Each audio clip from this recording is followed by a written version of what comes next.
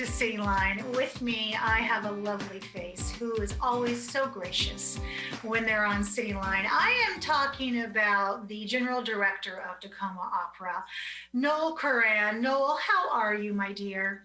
I am doing just fine. All things considered, of course, in this day and age, just the fact that we're all still kicking and the company's still here and we're doing okay. At this point, that's all you can say. It's good to hear that. So you mentioned the company. So how's the opera doing from a general director point of view? Well, as you know, over the last year, we haven't really been much of an opera company because we haven't been able to do any opera.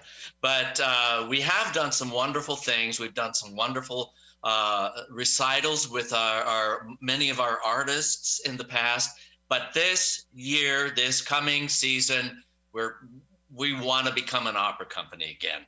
I doubt if we'll be able to do much in the live realm because it still seems like COVID is in the background. But we are now going to be doing full operas via video, and so that's our next plan. I know it's a whole new world, isn't it? We've had to reinvent the wheel this last year, And what people can't see, because the camera wasn't on me, was me doing the Macaulay Culkin. I know. We're going to do opera virtually. Okay, I have to tell you, because I just got done watching a wonderful documentary on Twyla Tharp. She is doing a ballet on Zoom. And she's trying the 4 different people, and obviously in different apartments. So if Twyla Tharp can do it, Noel Koran can do it as well. Well, I appreciate that you put me in the same class as Twyla Tharp. That's very kind of you. But yeah, we are, we spent this last whole year trying to, the virtual world is completely new to us. And so, it's something that we've had to get adjusted to. We've had to essentially reinvent the wheel as far as we're concerned, because, we're a live performing arts company. But, we learned a lot this last year. So I'm very pleased to say that we are going to have a season. It's not going to be the same kind of season that we've ever done in the past. We're still hoping that we can do 3 productions. In the fall, we're wanting to do a couple of one-act operas, 2 one-act operas, 1-person one-act operas each. And then in the fall, or winter, we're hoping to do a virtual production of Don Pasquale by Donizetti. Yeah. But, it's going to have to be a hybrid kind of production, and where we have to still make sure that our singers are safe. It's going to be videoed. If we're lucky, we might be able to invite a few people for a live performance, but the singers will be spaced safely around the stage at social distancing, and then the action will be performed by masked Commedia dell'arte actors. I know, I love the idea. I think it could be very interesting, but, we still have to be inventive and try to figure out how to make opera happen in this crazy COVID environment. Well, I have to give you props, you and your team, because, when you and I first started talking at the start of the pandemic, we were just coming off a year after the big snowstorm. I know, yes. And you had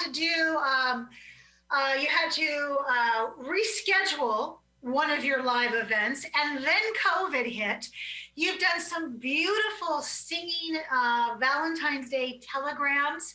You've got some beautiful solos up on YouTube and on Facebook.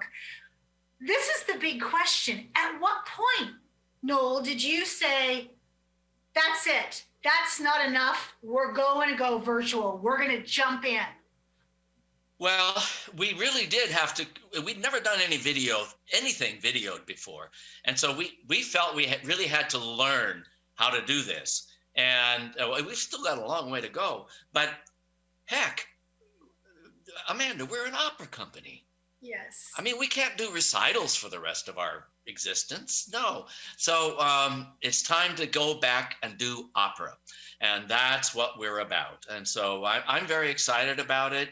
I'm hoping that, I have to be optimistic. I'm hoping that by the time we get to spring, we'll be able to get back to live performances. And that's my sincere hope. So I have a Claude Debussy one-act opera, the L'Enfant Prodigue, the Prodigal Son, set to do in the spring. And I'm hoping it can be a live production. But if we have to do a video production of that too, we will. But like I said, we're an opera company, and at some point you got to do opera. So Noel, within your network, you've mentioned you're optimistic, and I know that to be true because you keep reinventing. Are you optimistic about the future of opera and other opera companies that you are talking with right now? Well, there's Spate Jenkins, who was the head of Seattle Opera for God knows how many years. He was a very rather sardonic individual, but he was a huge supporter of opera for God knows how many years. When I first came to Tacoma, I was interviewed because there were a couple of opera companies, local opera companies that were going under. And this was because of the latest or the last financial crisis that we had in 2008, 2009. And Spate was also interviewed as well. And that very question was brought up. And I loved Spate's answer when they asked him, is the future of opera bleak? He said, well, opera's been dying for 600 years. I think it'll be okay. As only he could say it. Absolutely. And, I agree with him. The art form has been around for so many years. It is so unique. It is so special that, it's going to transform. Of course, opera always has, but it'll be around. It'll be around. We just don't know in what form yet. So with that ambiguous, we're not sure what form it's going to be, what kind of outreach and education will Tacoma Opera be doing in the future then? Because there are children who need to know about opera.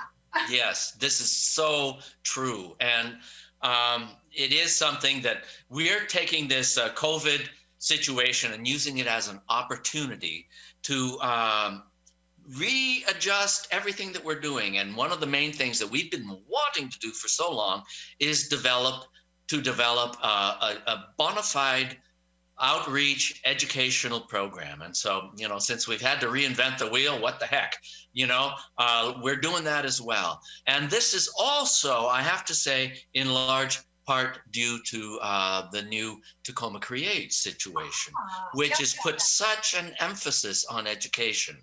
So I'm really happy about that.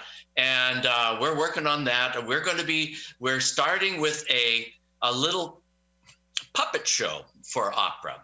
Scenes of opera played out by puppets, but sung by our artists. And we're going to start distributing that to the schools. And then when we finally can get to the live opera again, and we can take live singers out to schools, we'll be able to do little scenes from opera to not just introduce them to the art form of opera, but there's so many social lessons that can be taught from opera. The Hansel and Gretel is one of the great operas that's been written, and there's so many social topics in that have great lessons for kids. And that is one of the operas that we're going to be doing in puppet form to start. So it's exciting. I'm very excited. And it's something, it finally gives us an opportunity to branch out in a direction that we've been wanting to do for a long time. I love that. So as education and outreach evolves, will there be any kind of changes in store for the opera staff? Yes, actually, yes. I'm hoping that, if things continue to go okay for us, there's no way we're going to be able to do all of what we want to do with the people that we currently have on staff. So my goal is to finally get to the point where we have an education and outreach coordinator, person, manager, director of education. We don't know yet. But yes, this is an important part of our growth for the future, is to bring in someone who can handle all of the educational side, because we can't do it and do all the operas with the current staff, because we have no desire to give up doing the operas. Oh, I certainly hope you don't, because even as you said so beautifully, there's so much to be learned from just the storyline of opera. I'm going to also say there's also so much to be learned about attending the opera. Yes.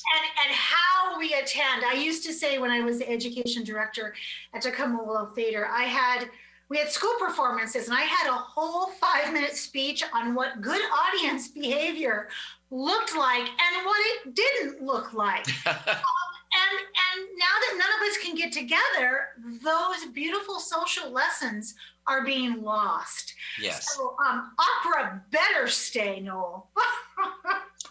Okay. I heard you. Okay, good. So, Noel, in these last few minutes, I know that this is a 24/7 mission for you. I often imagine you listening to operas and writing things down in the middle of the night and thinking, what if we did this way and that way? And so Tacoma owes you a huge debt of gratitude and thanks for hanging in there. Who would you like to thank before we say goodbye? Well, first and foremost, everybody that's hung in there with us, the patrons, our supporters, the foundations. This has been the most trying year I've ever experienced with the opera. And so many people have hung in there with us. So, I'm so grateful to everybody out there who's, shooting for the future, who really wants us to keep going. And that means so much to me. It really, truly does. Thank you so much, Noel. Well, you mean a lot to us. So, let's see here. Let's have you back on in the summer, and let's talk about what's coming up for fall, because I think that we're either going to be in a better place than we are today, or we will still be in a holding pattern. So time will tell. Either way, I need to see your fabulous face soon. Oh, well, thank you so much for having me today. It's always a pleasure to be here. And there's never enough time to talk about everything. There's not. But it's great. It's great. Thank you so much. Just a reminder that our friends over at Tacoma Community House are hosting their virtual fundraiser, Be a Champion of Social Justice. That's from April 14th to 16th. Let's help them continue the important work they do for our community. And you can visit them, of course, at tacomacommunityhouse.org. That wraps up another great segment of Cityline. It is always a pleasure and a privilege to zoom into your home from my kitchen table. We've given you some really great things to think about in this last hour. But above all, you know what I'm going to say. Please continue to keep yourself socially distant. Wear a mask, wash your hands, wear gloves if you need to, and get yourself vaccinated when it's time. And when you come back, as always, I'll be waiting for you right here at Cityline. Take care.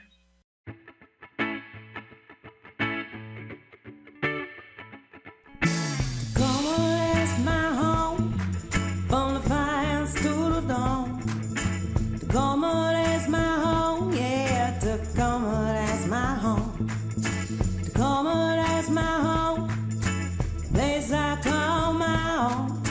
Tacoma, that's my home, yeah. Tacoma, that's my home.